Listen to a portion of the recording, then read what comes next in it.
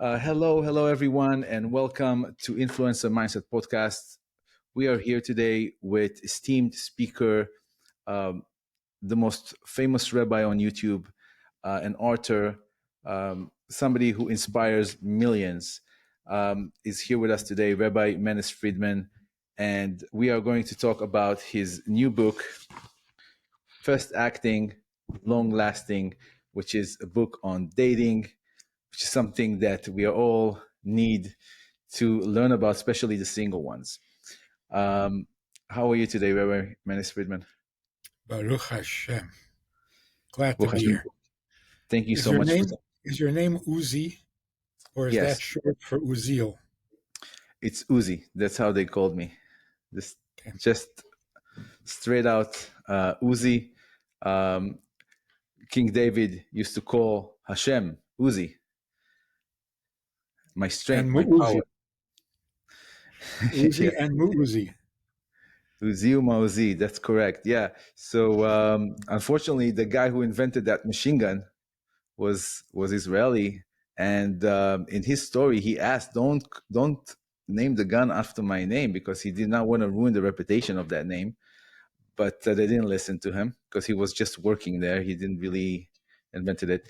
But let's go back to our subject here, because this is something that it's really um, you know, a lot of people are struggling for some reason. And I read in your book, don't put yourself in the struggling category. But it's really happening here, especially, I don't know if, I read the story about Toronto, that Toronto had this problem where people weren't getting married and it was hard to find shidduchim. And it feels like it's happening here in Los Angeles. A lot of people are staying single for a very, very long time. And I totally agree with what you said, that it really is about mindset, about really having the right attitude, the right approach. And one of the questions that I wanted to ask you is, what are some of the key principles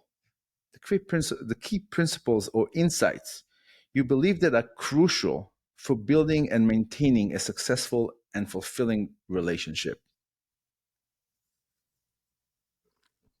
Halavai, we would get that far. Right. Building and maintaining. First, we gotta find somebody. There's got to be somebody to work with. But I just want to tell you the name of the book, Fast Acting, Long Lasting. It comes from a comedian who says you go to the drugstore, you have a headache, and you look through the medicines. It's so confusing because one medicine says fast acting, the other medicine says long lasting. So now I got to figure out, do I want to feel good now or later? But a marriage or dating has to be both. It has to be fast acting, no drawn out years of dating. And it has to be long lasting. It's got to be forever. What do you think the maximum time of dating should be? Wow. That's a very good question, very practical and very important. 3 months. If you can't decide after 3 months whether you want to marry somebody, either you don't know this person or you don't know what marriage is. 3 3 months months. is, yeah. It seems like a very short time in our society. People are dating for a No. year, for 2 years. They live together, they move in together, they make all the mistakes possible. But you're saying that 3 months is And the right they amount make of all the time. mistakes, right? They make all the mistakes possible. They experiment with everything, and then the marriage doesn't work. So, what are we doing? Right. There's So something wrong with the theory. absolutely, I totally agree with that. So you're saying 3 months, but what are the indications? Like 3 months, okay, now what if that person hiding something? What if that person is taking a psychiatric pill? I don't even know. And then I get married with somebody, and then they stop taking the pill, and then I'm like, oh my gosh, what did I do? And that happens a lot And actually nowadays. Sure. And can the person hide it for a year also? Sure, he can. So what have you gained by the year? You've lost a year, you've gained nothing. You have the same suffix. So But here's the real story. We are way too focused on personality and looks and psychology. Marriage is like the least important part of this whole picture. Who am I going to marry? Well, somebody. What's the difference? The question is, are you going to get married or not? In other words, you have to appreciate marriage for itself, not because of some guy or because of some girl. If you don't appreciate marriage, then admit that you don't want to get married and stop making everybody miserable, including yourself. So I asked somebody, you want to get married? Oh, yeah, yeah, yeah. So when do you want to get married? He says, when the right person comes along, you don't want to get married. You're saying, if and when I meet a person that is really amazing, I'll marry them. But what you want is a person. You don't want a marriage. You have to want marriage in order for marriage to work. So if a man says to a woman, I'm not really into marriage. I never really liked marriage. I'm not that type. But you are so amazing. Wow. You I would marry. Don't do it. Don't do it. The man does not want to be married. He wants the benefits. He wants the privileges of marriage. He doesn't want the marriage. so what does that mean to want the marriage? To want the marriage means I can't stand just being me. I need someone else. Someone. Of course, I want someone that I like and that I can get along with. But the main thing is I need somebody.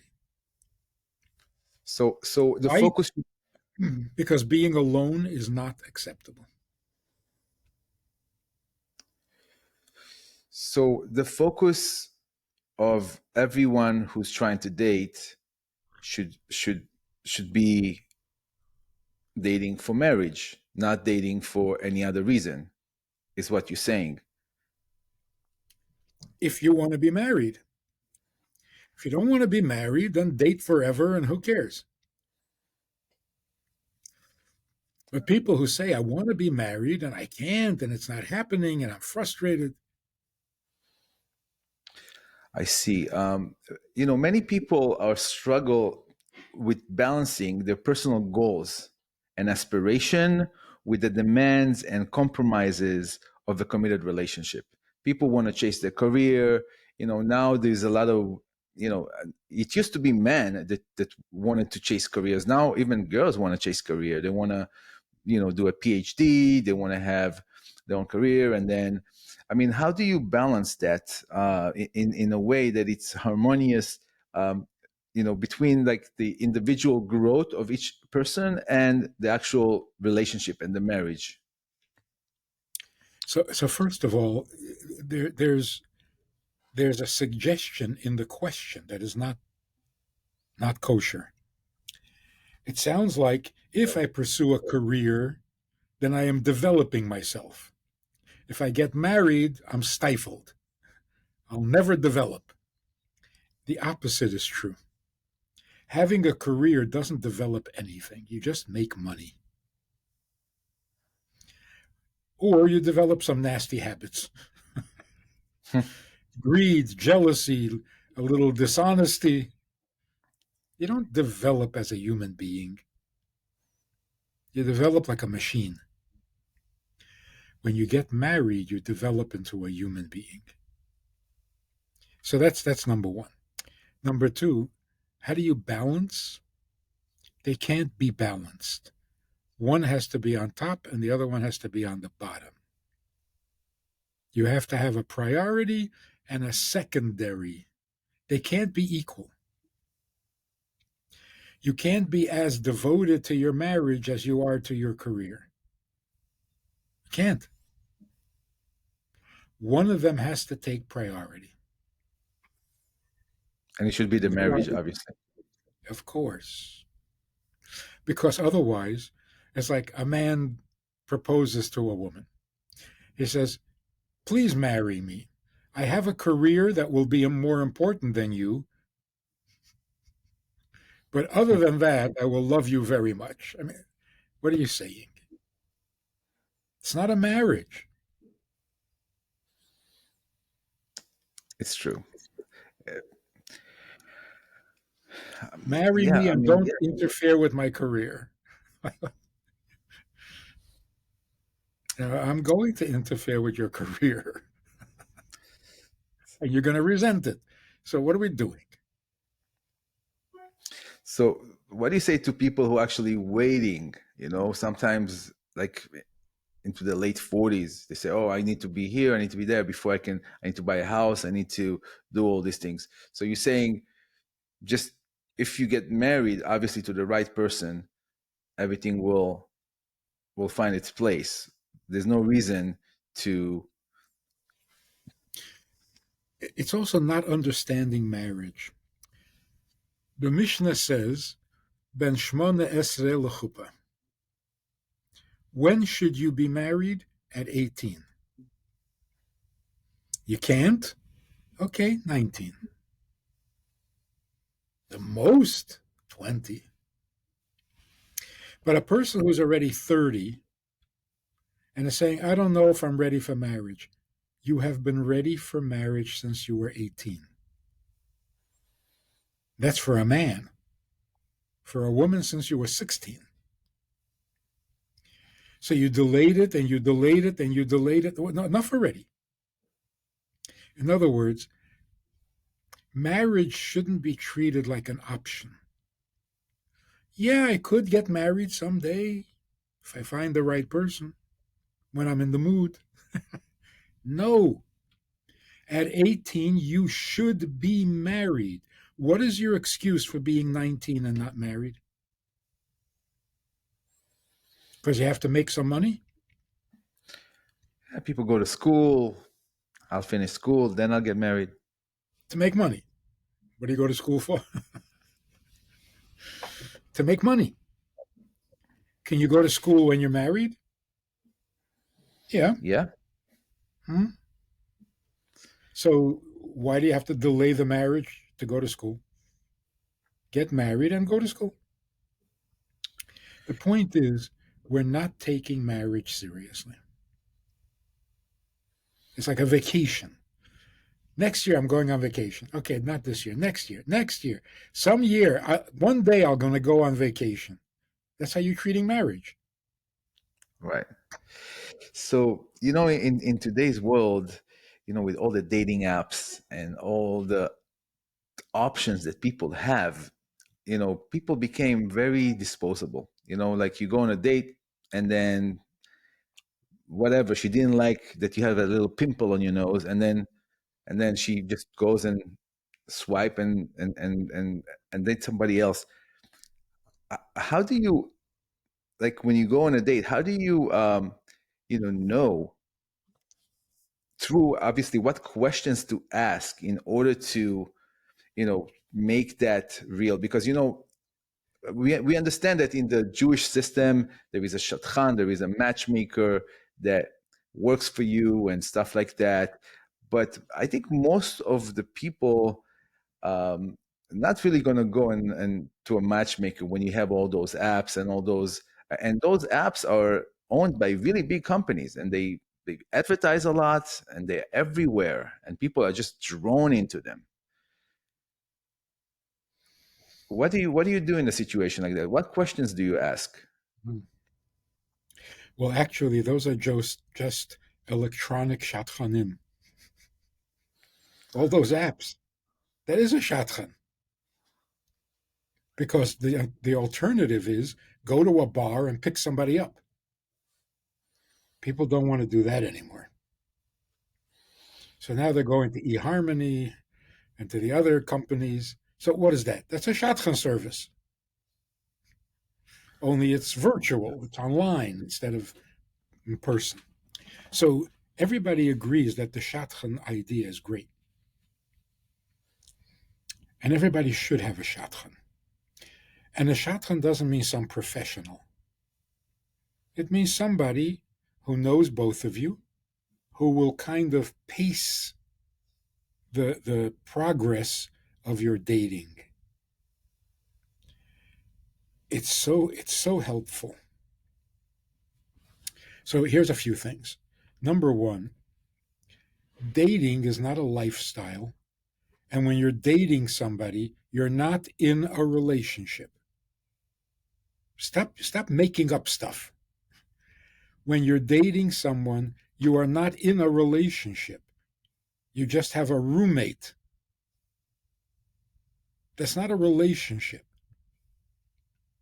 So, a woman says, I'm so depressed, I'm so upset, I'm suicidal. Why? My boyfriend cheated on me. A boyfriend can't cheat on you. He's cheating with you. And now he's cheating with somebody else also. What do you mean he cheated on you? You're not married. You specifically, carefully made it clear to him that you don't want to be married. Well, then he can cheat on you. When did dating become sacred? And she was really, I couldn't believe it. She's like, how could he do this? How could he do it? How could he do what? Sleep with you and with her? He's a talented guy. Oh man, I'm telling you, sometimes people date for like 3 weeks and that's it. And if you just look at another girl, they're like gonna call you a cheater and gonna make a scene. It's insane. It doesn't make sense. Marriages are not taken that seriously. So dating has become more holy. It's just so silly. So number one, we shouldn't even call it dating. You're just meeting somebody who is a total stranger. Until he puts a ring on your finger, he is a total stranger. Why are you telling him things he has no right to know about yourself? What are you doing? Why are you making yourself vulnerable to a guy who's going to walk away next week? Why do you give a guy 4 years of your life and then find out he doesn't want to marry you? What is wrong with people? It happens so much. It's crazy. It's the way, it's the norm. But where's a little self-respect? They're always asked, how much should you tell the person you're dating? You tell them when you put a ring on my finger, you'll find out. Until then, it's none of your business. You're a stranger. Don't ask me personal questions. It's not nice. Ah, it's, That's a very, very interesting approach. I mean,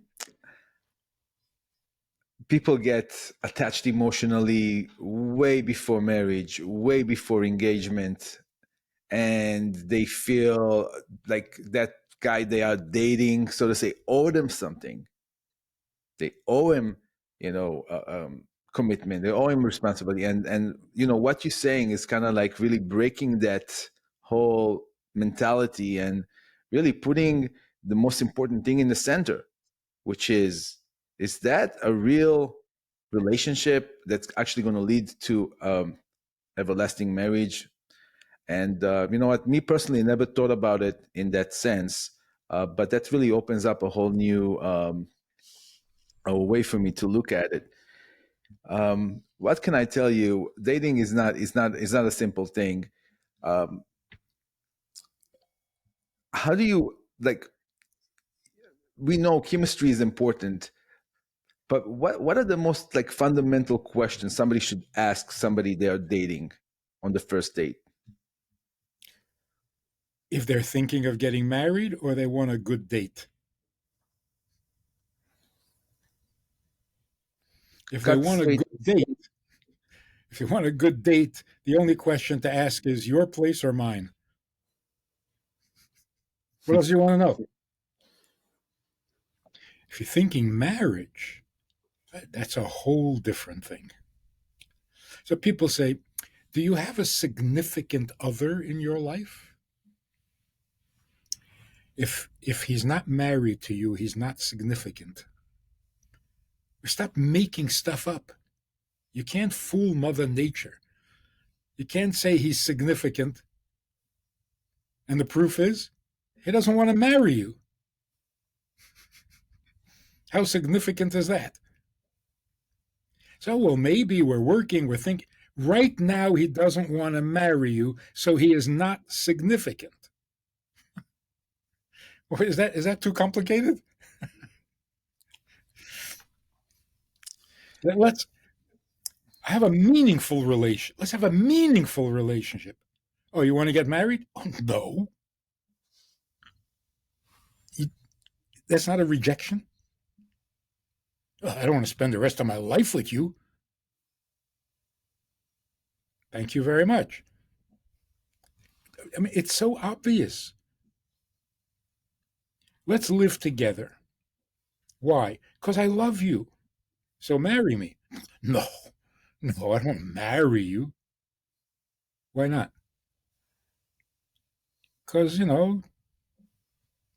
I can only take so much of you. I don't want too much of you, just a little bit, the enjoyable parts, that's all. So insulting. In fact, it's become fashionable to get married and not have children for a few years. Why? Well, we need to get to know each other. What does that mean? Career. What does that mean? Get to know me? We're married. Yeah, but I'm still going to get to know you better, and I might find something about you I don't like, and then I don't want to be married to you anymore. And if we have children, it'll be very complicated. In other words, I'm still not sure I want to be married to you, and we're already married. This is absolutely crazy. So when will you be sure? So One so you're other, saying one other painful question. Look at the entire lifestyle. I ask women this question. It's a very painful question. Imagine you're 50 years old and your husband comes home and says, we just hired a new secretary. Is the wife nervous? What kind of secretary? He says, how old is oh, she? she's right. Oh, she's gorgeous. That's it. The marriage is in a crisis. That means that a 50-year-old woman is competing with a 22-year-old secretary. Is this a life? And even if the husband doesn't come home and say, we hired a new secretary and she's gorgeous, there are secretaries. And there are gorgeous 22-year-olds all over the place. So every time he walks out the door, she has anxiety. Her whole life is anxiety. This is cruel. If this is what marriage is, don't do it.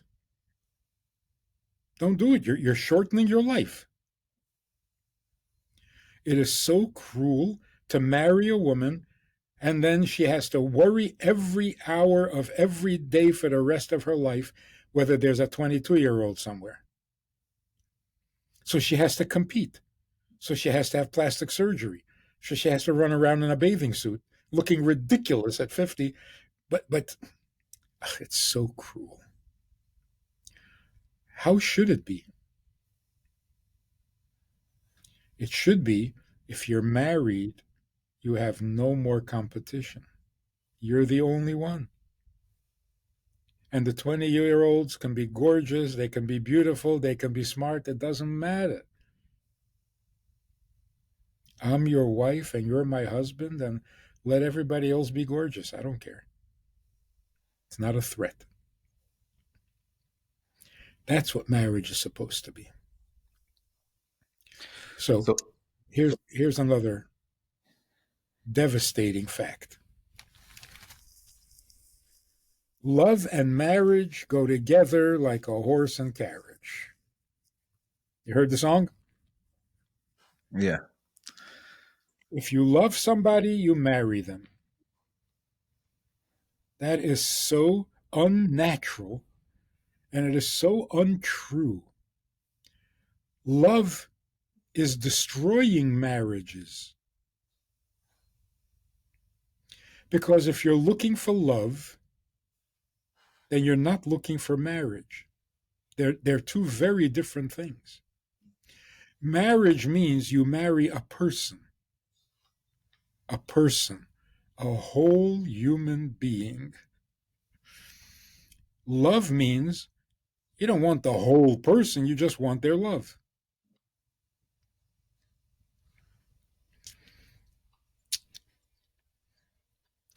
The proof of it is ask any woman today if you fell out of love with your husband, would you stay married? No, of course not. Of course not. Why? The only reason I married him was for love. Without love, I don't need him. In other words, you don't really want me. You just want my love. That's very, very similar to you don't want me, you just want my money. It's exactly the same thing.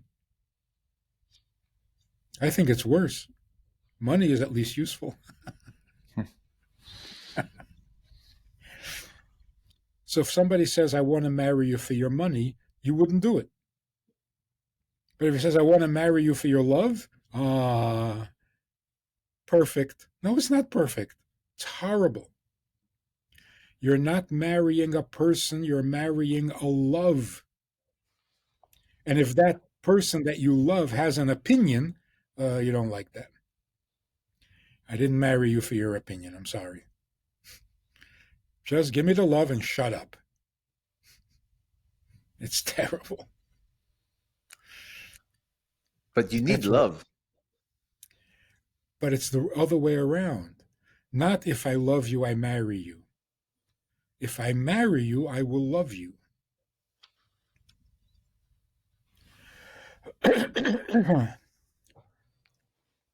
So If we develop a meaningful, strong relationship, I will love it. But we have no relationship. What am I loving? And if I do happen to love you, why do we need to get married? I already love you. So it's perfect. What more do you want? No, let's get married. Why? And ruin a good thing?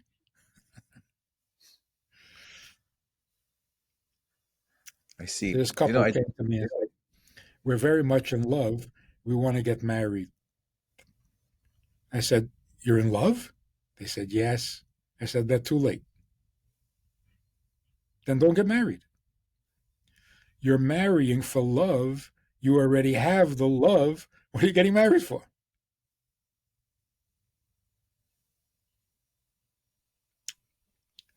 So love is killing marriages because we're not marrying a person.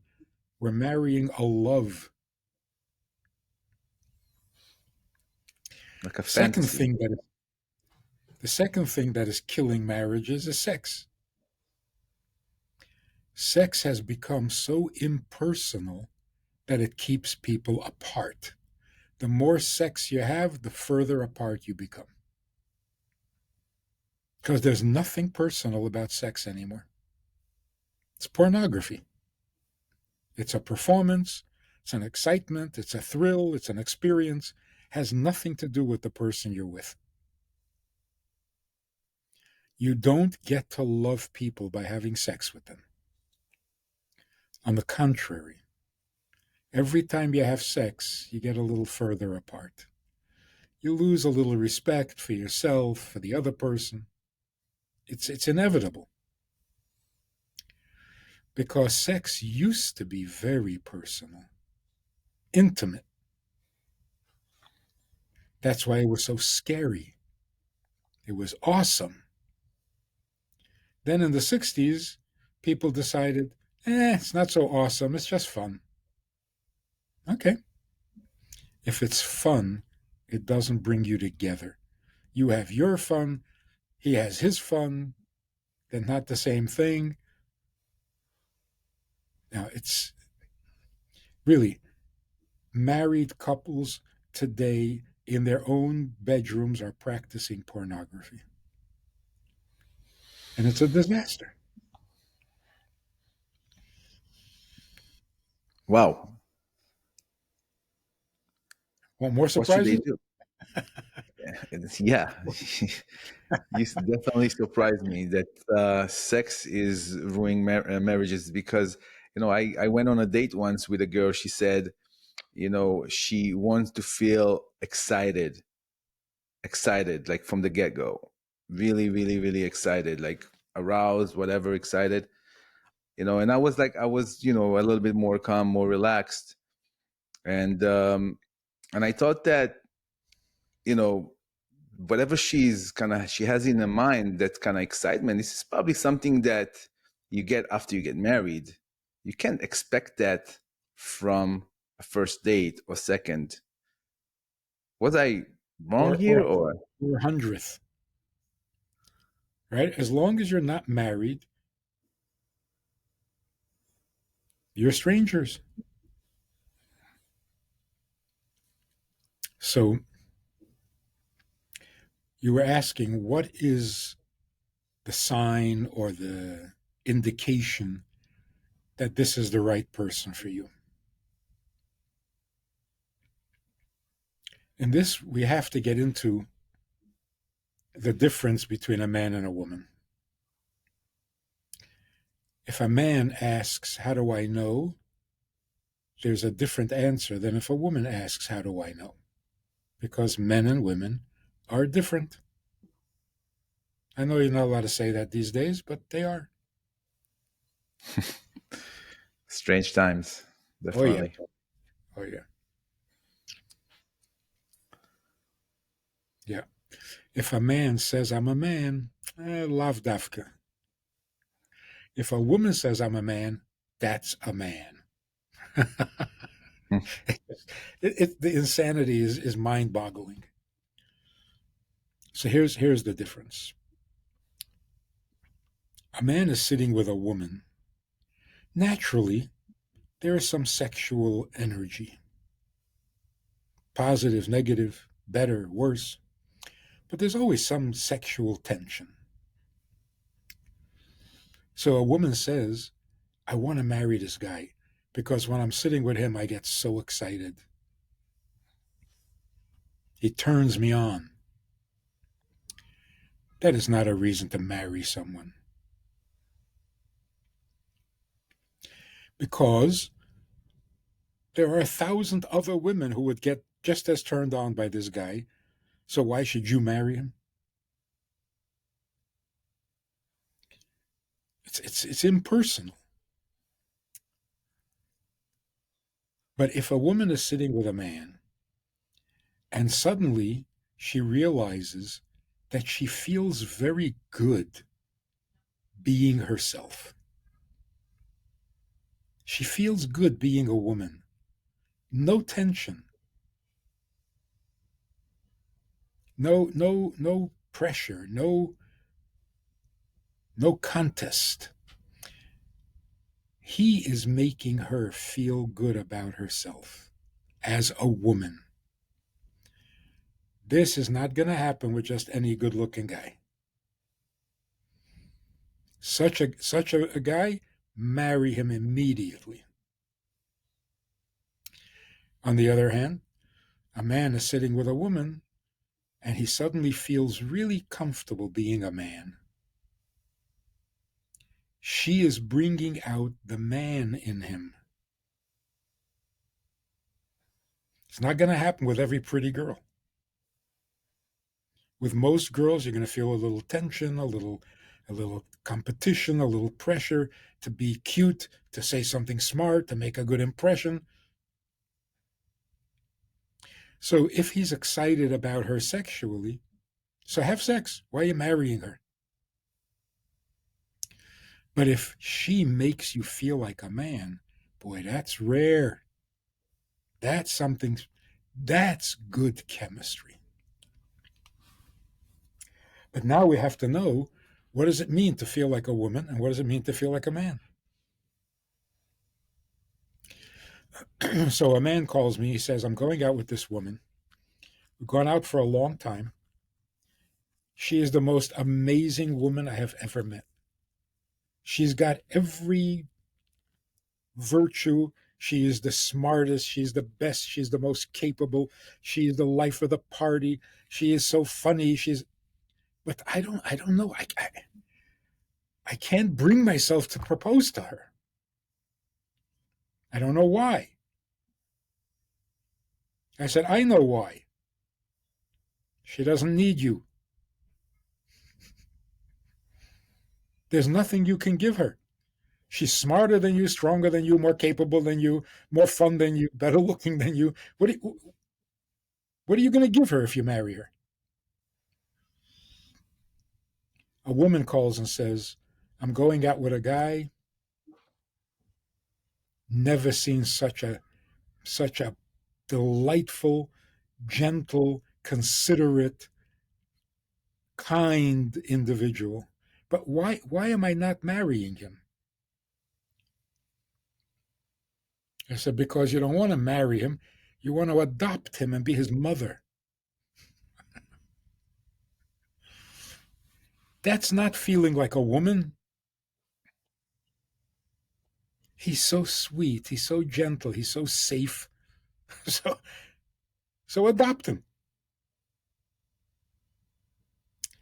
To make a woman feel like a woman, she has to feel so confident and so comfortable that she can trust this guy with her eyes closed. She can surrender herself to him and never have a doubt or a worry. That's a feeling of a woman. She'll follow him wherever he wants to go, whatever his life is. I'll make it mine. I'm all yours because you make me secure, safe. I trust you. If a guy says, I'm going out with a woman and I feel so safe, you'll make a good wife. You're not going to be the husband. So, what should a man feel? A man should feel, I'm sitting with this woman. I can't believe it, but I would be happy to take care of her for the rest of my life. Whatever she needs, I'll be her man. She makes me confident. He makes her secure. She makes him confident. That's the difference between men and women. And you need to feel that on the first date. No. I mean, yeah, if halavai, if you can feel it on the first date, you're blessed. No, the first date is always a little awkward, which is natural. So you can't really tell from a first date. By a third date, yeah, many people after three times, wow, because this is so different. So not any guy is going to make me feel this way. So to say, yeah, he's okay, but let's check out some more guys. You can check out a thousand more guys. He's not going to feel like this. So again, we confuse love with sex. We confuse sex with lust. We don't know anything anymore. We need definitions, clarity, clarity. You really want to get married? When? Give me a date. Well, whenever. No, no, no. Don't do that. You want to be married when? By June? No, not this year. Okay, skip it. You're not getting married. Don't complain to people you're not married. You don't want to be. If you can't put a date on it, you're not serious. And not only marriage, you see, people say, I've been looking years, I can't. What are you looking for? What are you looking? Oh, I'm looking for a guy. I'm looking for a girl. You haven't found one yet? No, no, no. I mean, a special guy. Never met a special guy? Okay, so he's married, but he's special. He's a very special guy. He doesn't want to marry you. But don't say you never met a special guy. So then they say, oh, come on. I mean, the one for me. I say, oh, the one. The one. You Yeah. know what the one is called? There's a name for it. It's called husband. So here's a good idea. Stop looking for a guy. Don't marry a guy because guys are worthless. Can't trust them, can't rely on them. They lie to you. Stay away from guys. Find your husband and you'll be in heaven. It cuts out a lot of, you know, bad dates. And the same thing with a wife. You're not looking for a girl. You're not looking for a special girl. You're not looking for a beautiful girl. You're looking for your wife. Because if you don't want a wife, then you don't want to get married. So stop complaining that you can't get married. You're getting exactly what you want. You want a date? You got a date. If you wanted marriage, you would get a marriage. So, practical advice. Don't ask for a date. Like if you're praying, if you're davening, and you're asking God, please, please help me meet somebody. That's a silly prayer. You're meeting people all the time. What kind of prayer is that? No, help me meet somebody really nice. That's not a good prayer. Help me meet my husband. Still not a good prayer. You're going to meet him, and then what? You don't want to meet him. You want to be married. That's what you should be praying for. You don't just want to be married. You want to have a family. That's what you're praying for. So your prayer should be, this time next year, I should have my own family. Done, settled into my own family, in my house, with my husband, and maybe with a baby. That's talking. That's real. The idea is to start a family. This is not a teenage romance. Me and you in the sunset. It's not me and you. It's a family. So Marriage is a serious business. Take it seriously. Stop flirting with it. Get to it. Okay, so practically speaking, dating is not a relationship. Don't say you have a relationship just because you're dating somebody. It's not a relationship, it's window shopping. You're checking him out, you're checking her out.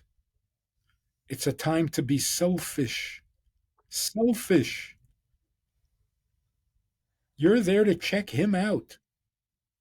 What he thinks, you don't care what he thinks. He's a stranger. You're there to find out what you think about him. He's there to find out what he thinks about you. So, why would you want to make a good impression? Why do you dress your best and you go to the hair maker and you buy yourself a new suit and you get a new car? What are you trying to do? You're meeting a total stranger and you're desperate to make a good impression. What are you, so lonely? Don't make a good impression. Let him make a good impression on you. Dating is the most selfish act, and it should be. Marriage is when you become selfless. But people become so selfless in a date, it's like a slow suicide. You're killing yourself. What are you doing? Getting emotionally attached to a total stranger because he's willing to sleep with you? It's so ah, it's so secular. And secular is so meaningless. Always. It's a waste of time. It's pornography. There's nothing holy about it. There's nothing personal about it. There's nothing even complimentary about it. So, dating is not a relationship, it's just window shopping. You're there to see if you like what you see. That's all. So, how much should you share? Whatever you would share with somebody sitting on a plane next to for an hour or two. Nothing terribly intimate, nothing terribly personal. What school you went to, what you've been doing, what you've been successful at. Nothing intimate. If it's more than 3 months and you're not interested in getting married to this person, then stop. Because not interested means no. There's no in between. Well, I haven't decided. Are you marrying her next week? No. Okay, you decided. And the answer is no. So what do you want to do? Force the no into a yes? That's crazy. Stop looking for love. If you're looking for love, I hate to say this, but it's true. If you're looking for love, you're a baby. Go back to your mother. A mature adult doesn't need love. Love is for babies. And if your mother didn't love you, okay, that's a whole different problem. That's not a marriage problem, that's a psychological problem. So if you're looking for love, don't get married. If you're looking for sex, don't get married. If you're bored being you, because you've been yourself for already 20 years, enough already. There's nothing exciting there anymore. Now you're ready to get married. Because now there's room for somebody else in your life. But if you're still so excited about yourself, and you're learning so much about yourself and you're developing yourself. Don't do this to anybody. Stay single. That's narcissistic. Marriage is the opposite of narcissism. Marriage means enough about me already. Enough. I'm this, I'm that, I feel, I want, I take. Okay, you've been doing that for 20 years. Stop already. Change the subject. And the best way to change the subject is by bringing another person into your life. Next thing, another person, not another experience. You're marrying the whole person, including the parts you'll never understand.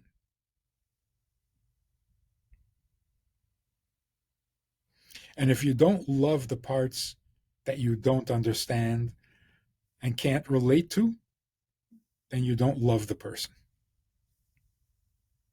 A man says, I love everything about my wife. I said, really? So why does your wife want a divorce? Something's wrong here. You love everything about her and she wants to get out of this marriage. What's going on? He says, I don't know. She's crazy. I said, do you love your wife? He says, I told you. I love everything about her. I said, I'm not talking about what is about her. Do you love her? He says, what does that mean? What, what does that even mean? He is not married to her. He doesn't even know what that means. So, what is she feeling? Alone in the world. She can't really complain. He's a nice guy. He's enjoyable. They have fun together. But they're married to the fun, not to each other. Like the Mishnah says, Ahava hatluya bedavar. They love the same thing together. They don't love each other. They love the sex. They love the money. They love the travel. They love everything's. I love everything about her, just not her, because I don't even know what that means. If you take away all the things, the davar, what's left? Ava she'ena tluya bedavar. What is that? What are you loving? Not what, who. I can be married to a person with all my heart and soul, connected to this woman, inseparable, and I don't like anything about her. Not one thing I don't like. I don't like her personality. I don't like her humor. I don't like her looks. I don't like her opinions. I don't like anything about her. But I love her.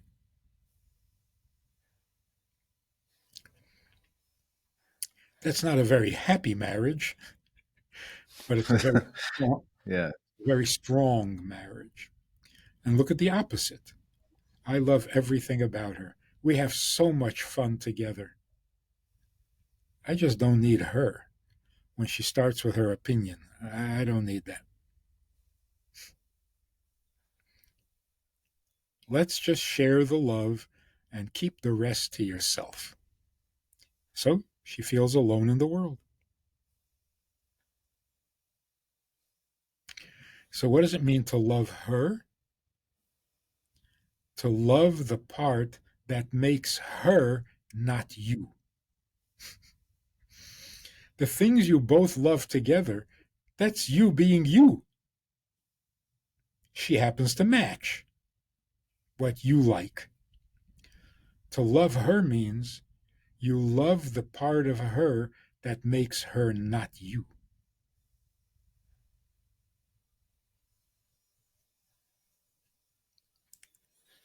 Part of her.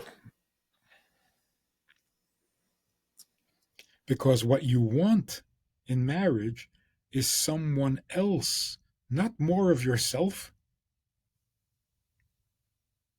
Oh, you agree with me? Oh, you think the same way? You like the same thing? Great. What's great? It's just more of you. You're still alone in the world because you haven't let another person into your life. You married a clone. You married your own shadow. It's actually very interesting because people say opposite attract, and then try to find somebody as similar to you as possible. So It which is it? works usually. So which one is it? What's better to Exactly. find So somebody similar? But even opposites attract means this is attractive to you. You're still just being you. And you're fascinated by people who are different. But you're married to your own fascination.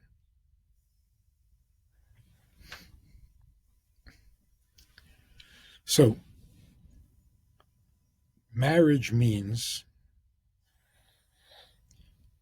you build a home. There is nothing so powerful. Love is like babyish compared to a home. I like to use this example. In the Entebbe raid, the Israeli soldiers came in, they eliminated the terrorists, and rescued the hostages. The hostages had been there for a long time. They were miserable. What did the soldiers say when they eliminated the terrorists? What did they say to the hostages? Imagine if they would have said, "We came to save you because we love you." It would have been, what? What? Such an inappropriate, what are you talking about? They didn't say that. It was such a tense, exciting moment that they instinctively said the best thing they could have said. Nelech habayta. Let's go home. Nothing, nothing compares to that. There's nothing more powerful that they could have said. Nothing more appropriate they could have said. That's a marriage. Marriage means let's go home, to our home. And all you want is love. Such a baby. But imagine that you create a home. A home means a place where you feel that you belong. This is my place. That's like being in heaven.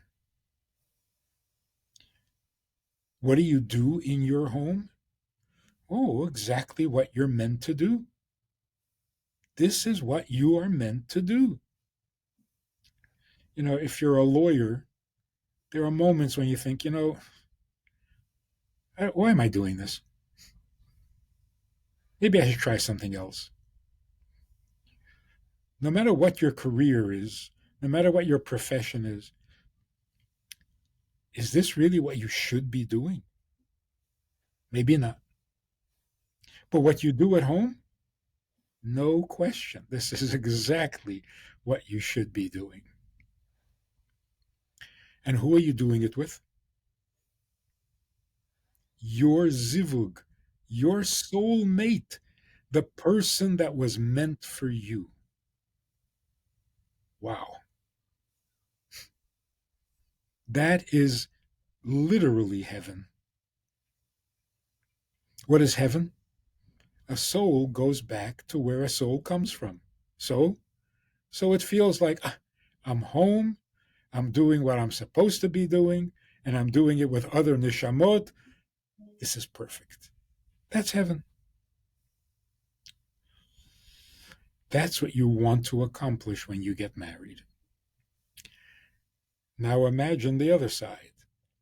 You walk into your house and you don't feel like you're home.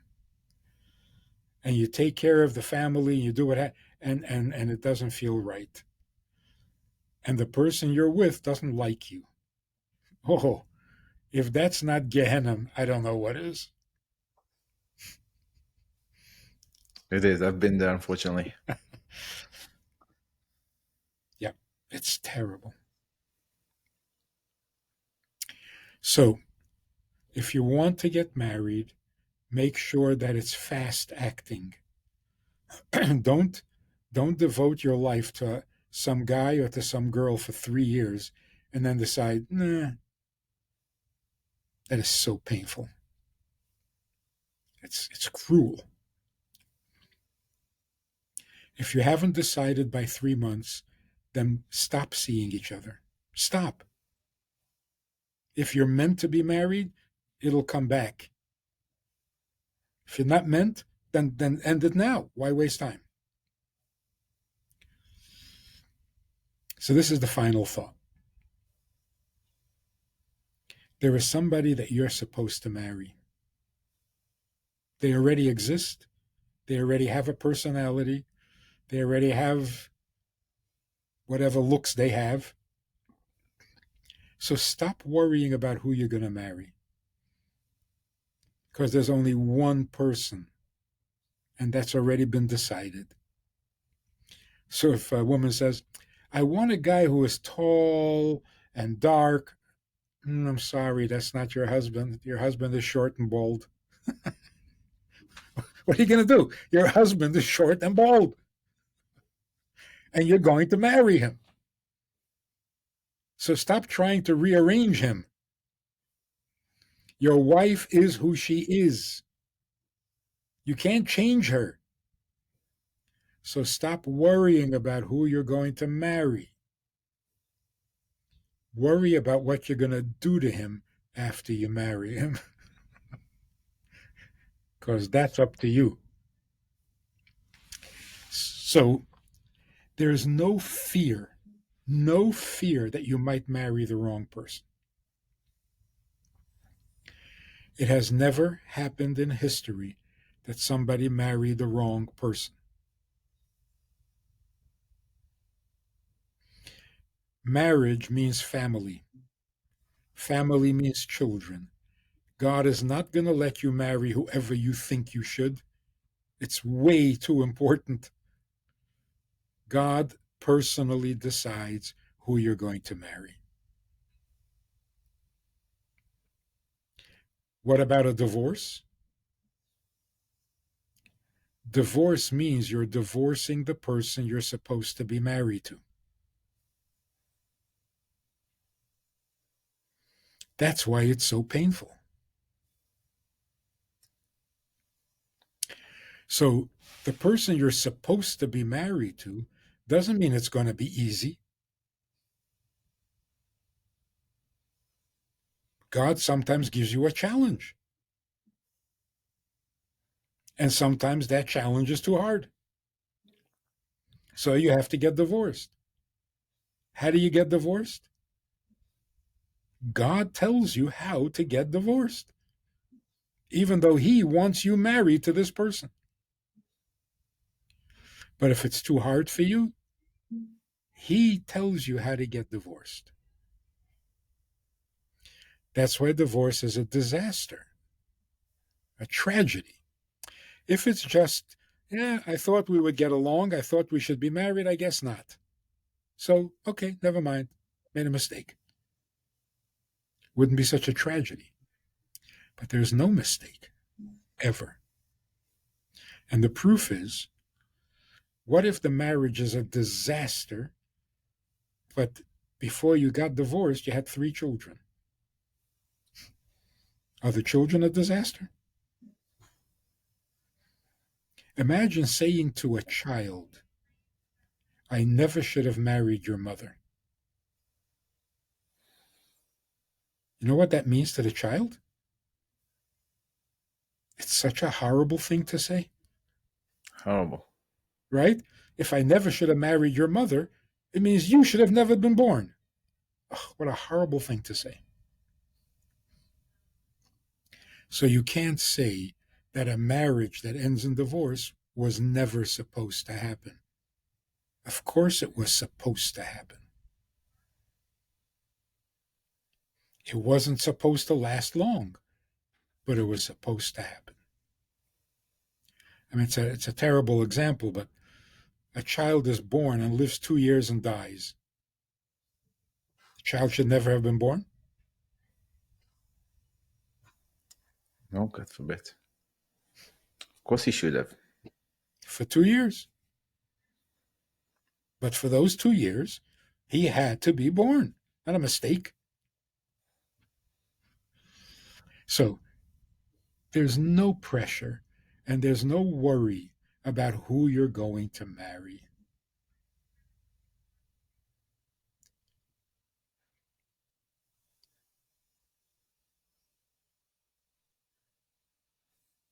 The maturity that we need is, what are you going to do to the person you're married to?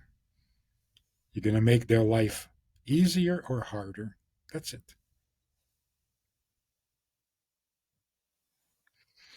What do you say to those who say that soulmates aren't born, they're made? Then it's not a soulmate. It's just a choice. So soulmates are born. Yeah. Every neshama gets divided into male and female.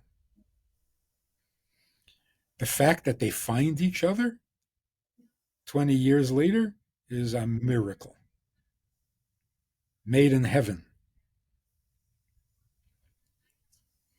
So the definition of marriage, this is also important. The definition of marriage is a reunion. You're from the same neshama. You got separated. When you get married, you're going back together again. So, for example, a Jew marries a non-Jew. It's not a reunion. It's a union. A union you decided to make. But it's not a reunion. So it's not a marriage. Two men can make a union. They can't make a reunion. Two women can make a union. It's not a reunion. So fine, live happily ever after, but don't call it marriage. Marriage is the miracle of a reunion.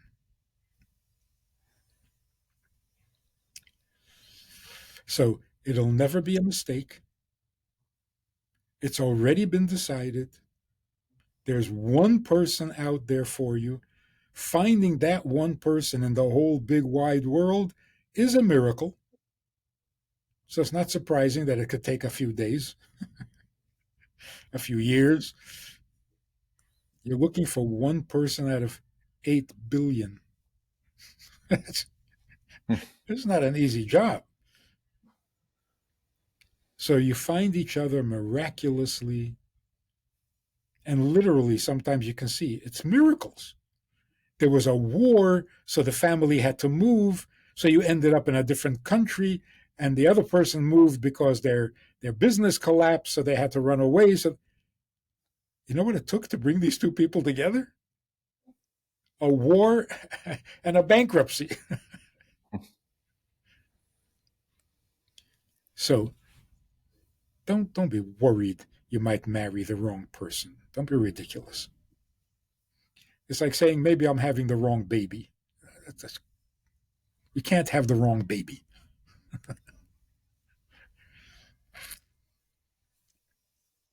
So from now on, if you want to be married, make it real. Say, by Pesach time, I want to be in my own home with my husband, my family, my house. Realistic. this Pesach. So imagine a woman meets a guy, and the first date, she says, I'm planning to get married by Pesach, with a specific date, April 17. If he says, which year, just tell him thank you and go home. He's not for you.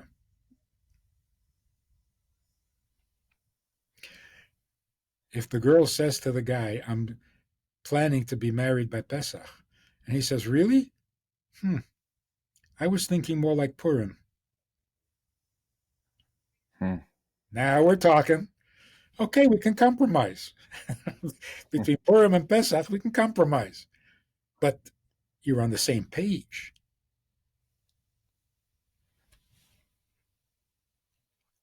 So when I say to women, pick a date on the calendar, and on your first meeting, say, this is when I'm getting married.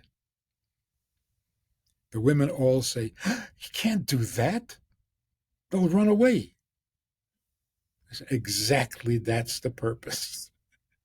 If they're not serious about marriage, they'll run away, and it'll save you a lot of time and a lot of heartache.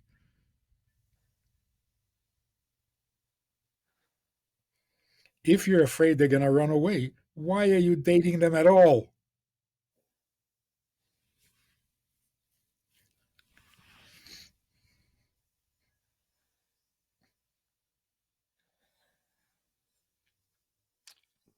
So no emotional attachment before engagement, marriage. Yeah, if you're very lonely, but that's not a romance. That's a psychological problem.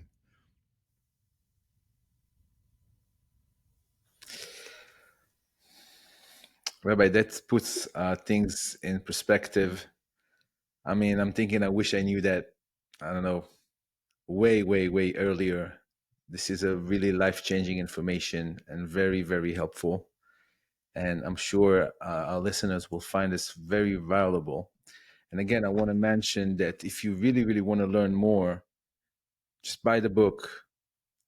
It's not a hard read. It's a pretty easy read, and it has even more things that we haven't spoke about, we haven't covered in this podcast, in this book. Um, Really, really recommended. Any final thoughts, Rabbi? I just want to tell you that what you're doing is such a mitzvah. It's pikuach nefesh mamash. Because these problems and these heartaches and it drives people to suicide. It's horrible. And if you can help one person, and you're going to help a lot more than one. So what you're doing is literally life saving. Thank you very So much. you should be blessed for doing this, and you should find all your happiness that you're looking for because you've earned it. Thank you so much, Rabbi. And I'm telling you, I've also just bought the Hebrew book, Lo Bikashti Lavo La'olam. I actually just got it, and I'm so looking forward to read it with Dr. Elad Ben Elul in Israel. Just so inspiring, so mind-blowing, Yeah. and I'm really, really thankful that you agreed to come to this podcast and to really share all this with our audience. Just to share a little quick thing that's happening in our community, we have something called Solar Tent, which is every Shabbos, afternoon, we have a group of single people coming together and trying to meet, trying to come together. And I actually made an announcement on Shabbat about this podcast, and everybody there are so looking forward to learn and to, grow and hopefully get married as soon as possible. So, By 18. God willing, by 18. So I'm a parent. I gotta start, saving money for the weddings because it's coming. Yeah.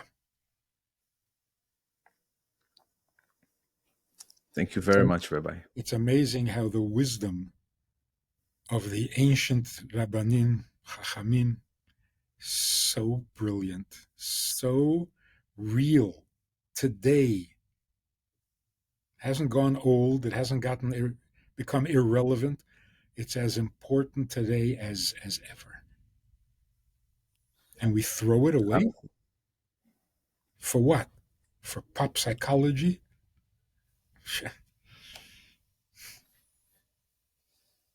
Absolutely. We have to go back to the mindset of the sages, I call it. Um, Real that's wisdom, was the right way to do it. true wisdom. So Tehei Baruch in everything that you need, and keep up the good work, saving lives.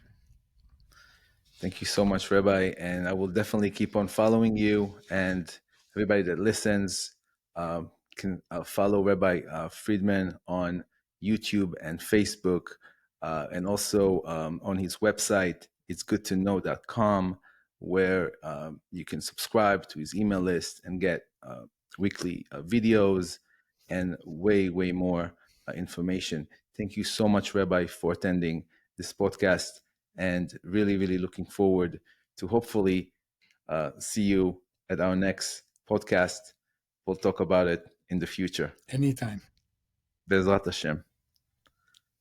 Thank you. Bye bye. Good night. Goodbye.